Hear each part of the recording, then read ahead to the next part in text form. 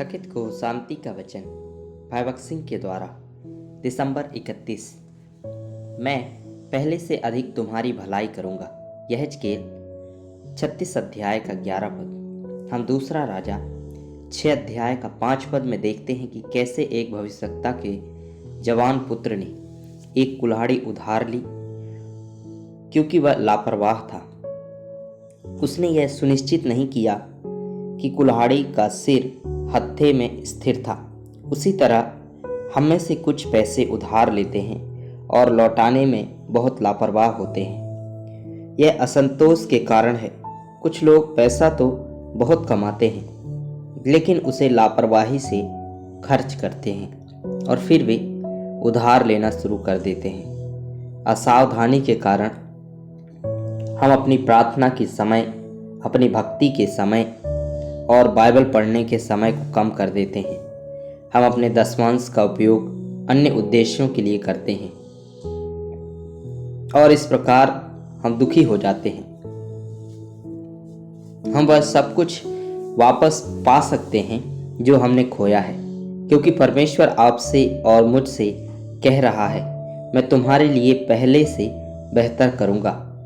यहेजकेल 36 अध्याय का 9 से 11 पद में हम परमेश्वर की इच्छा को देखते हैं कि हर प्रकार की निष्फलता को दूर किया जाए और पहाड़ों को हर जगह में सब कुछ बहुतायत देने के लिए उपजाऊ बनाया जाए।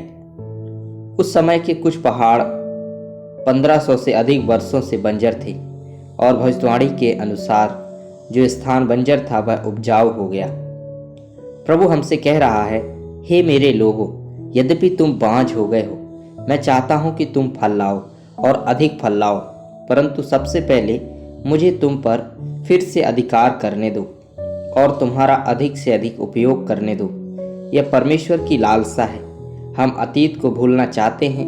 हम ईश्वर को उन उपकार के लिए धन्यवाद देना चाहते हैं जो उसने पहले ही हम पर बरसाए हैं और दृढ़ विश्वास और बड़े दर्शन के साथ आगे बढ़ना चाहते हैं और उसे और अधिक शक्तिशाली रूप से काम करते हुए देखना चाहते हैं। वह एक आश्चर्य काम करने वाला परमेश्वर और एक वाचा पूरा करने वाला परमेश्वर है, एक सर्वशक्तिमान परमेश्वर और प्रार्थना का उत्तर देने वाला परमेश्वर, जैसा कि हम निर्गमन 34 अध्याय का 10 पद में पढ़ते हैं।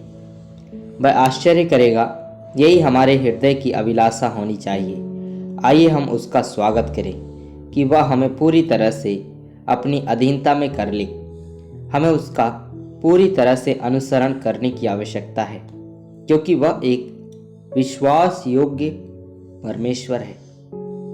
आइए हम अतीत को भूल जाएं और परमेश्वर की ऊंची बुलाहट के साथ उससे महान बातों की अपेक्षा करते हुए आगे बढ़ें।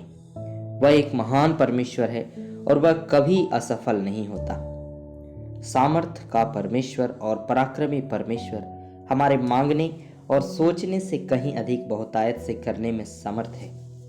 अतीत में हमारी जो भी असफलताएं रही हों उन्हें भुला दिया जाएगा।